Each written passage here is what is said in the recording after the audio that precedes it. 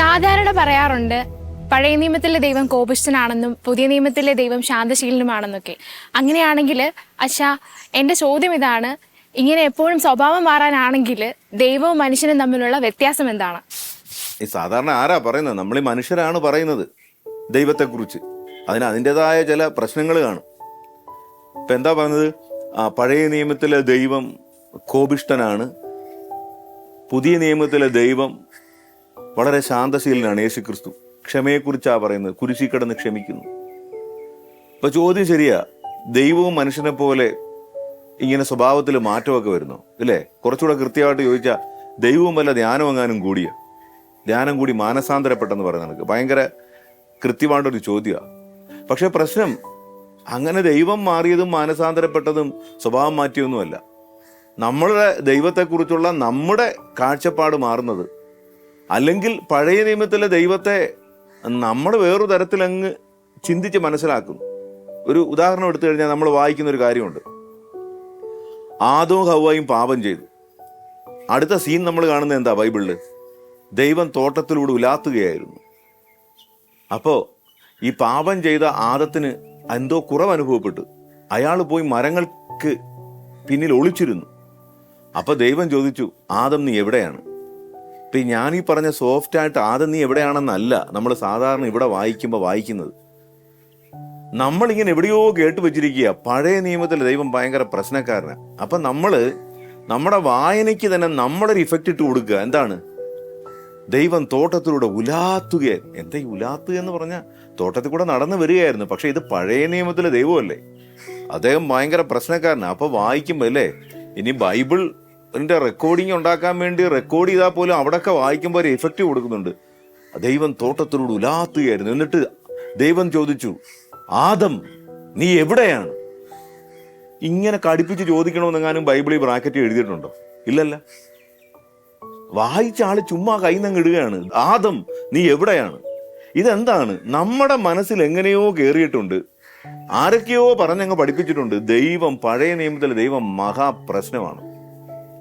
ആ സൈക്കോളജിയിൽ നിന്നാണ് നമ്മൾ വായിച്ചു തുടങ്ങുന്നത്. അതുകൊണ്ട് ദൈവം എവിടൊക്കെ വരുന്നോ അവിടെ ദൈവത്തിന് നമ്മൾ ഇത്തിരി മ്യൂസിക്കൊക്കെ കൂടുതലിടും. കൊല്ലാൻ വരുന്ന ഒരാള്, തകർക്കാൻ വരുന്ന ഒരാള്. സത്യത്തിൽ ദൈവം എന്താ ചോദിച്ചത്? ആദം നീ എവിടെയാണ്? എന്ത് സിമ്പിൾ ചോദ്യമാണ് അത്. നമ്മൾ വായിച്ചല്ലേ ദൈവത്തെ കോപിഷ്ഠനാക്കിയത്. ഒരു വീട്ടില് ഒരു കൊച്ചുകുട്ടി ഗ്ലാസ് തറയിട്ട് പൊട്ടി, അല്ലെങ്കിൽ ഒരു ജഗ് ഇട്ട് പൊട്ടിച്ചു കളഞ്ഞു. ഈ കുപ്പിച്ചില്ല് പൊട്ടിച്ചിതറിയും ശബ്ദം കേട്ട് അവൻ പേടിച്ച് അകത്തോട്ട് ഓടി. അമ്മ ഓടി വന്നു,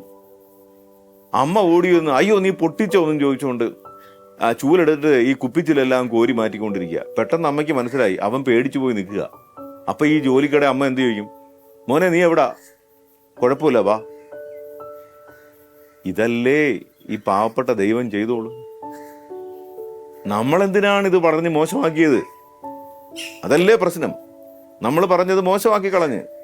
ദൈവം ചോദിച്ചു, ആദം നീ എവിടെയാണ്? അപ്പൊ ആദം എന്ത് പറഞ്ഞു? ഞാൻ നഗ്നനാണെന്ന് നിന്നോട് ആര് പറഞ്ഞു? എന്നിട്ട് നമ്മൾ വായിക്കുന്നത് അത്തിയിലകൾ കൂട്ടി തുന്നി ദൈവം അവന് വസ്ത്രം നൽകി അവനെ ഉടുപ്പിച്ചു എന്നൊക്കെയാ. അപ്പൊ ഈ ദൈവം തന്നെയല്ലേ, ഇതേ സ്വഭാവം തന്നെയല്ലേ യേശുക്രിസ്തുവിൽ നമ്മൾ കാണുന്നത്? ഞാൻ നഗ്നനായിരുന്നു, നിങ്ങൾ എന്നെ ഉടുപ്പിച്ചു. ഞാൻ കാരാഗ്രഹത്തിലായിരുന്നു, നിങ്ങൾ എന്നെ സന്ദർശിച്ചു. ദൈവം തന്റെ സ്നേഹത്തെക്കുറിച്ച് പറയാണ്. അല്ലെങ്കിൽ ഇവർ ചെയ്യുന്നത് എന്തെന്ന് ഇവർ അറിയുന്നില്ല, ഇവരോട് പൊറുക്കണമേ. ആദത്തെ ദൈവം വല്ലം ചെയ്തു. പിന്നെന്താണ്? കായനോടൊക്കെ പറയുന്നുണ്ട്, നീ ഭൂമിയിൽ വിത്ത് വിതയ്ക്കുമ്പോൾ അത് നിനക്ക് വിളവ് തരില്ല, കാണുന്നവരൊക്കെ നിന്നെ കൊല്ലാൻ നോക്കും എന്ന് പറഞ്ഞാൽ ഇത് ശാപമാണോ? മറിച്ച് എന്താണ്? ഒരു മനുഷ്യൻ ദൈവത്തിൽ നിന്നും പ്രപഞ്ചത്തിൽ നിന്നും അകന്നാൽ സംഭവിക്കുന്ന കാര്യങ്ങളെക്കുറിച്ചൊക്കെ പഠിപ്പിക്കുന്നു. എന്നാലും നമുക്ക് ചിലത് കണ്ടുപിടിക്കാം. യുദ്ധം ജയിക്കുമ്പോൾ ദൈവാനുഗ്രഹമാണെന്ന് പറഞ്ഞു, അല്ലെങ്കിൽ കർത്താവ് പറഞ്ഞു ബൈബിളില് കണ്ണിന് പകരം കണ്ണ്, പല്ലിന് പകരം പല്ല്.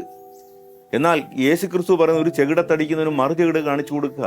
ആ വ്യത്യാസം ഉണ്ടല്ലോ. ഈ വ്യത്യാസം എന്താണെന്ന് ചോദിച്ചാല് ദൈവം തന്റെ സ്വഭാവം മാറ്റുന്നതും ദൈവം തന്റെ നിലപാട് മാറ്റുന്നതും അല്ല. ദൈവം എന്ന് പറഞ്ഞാൽ പെർഫെക്റ്റ് ബീയിങ്, സ്നേഹം മാത്രം. പിന്നെന്താണ്? ആ ദൈവത്തെ മനുഷ്യൻ മനസ്സിലാക്കുന്നു. ആ മനസ്സിലാക്കുന്നത് കാലങ്ങളായിട്ട് പരിവർത്തനം ചെയ്തു വരുന്നു. ശാസ്ത്രം പുരോഗമിക്കുന്നു എന്ന് നമ്മൾ പറയുന്നില്ലേ?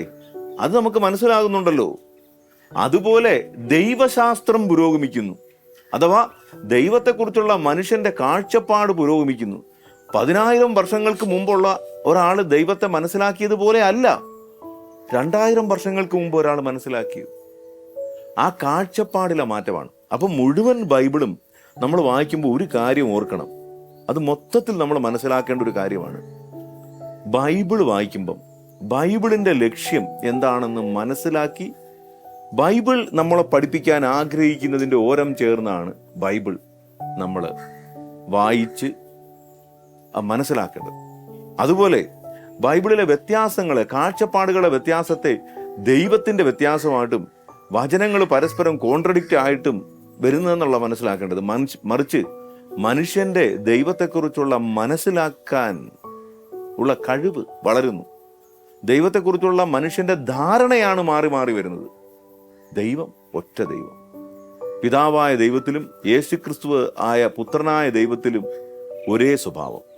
പക്ഷെ അത് മനുഷ്യൻ മനസ്സിലാക്കുന്ന രീതികൾ മാറി മാറി വരുന്നു.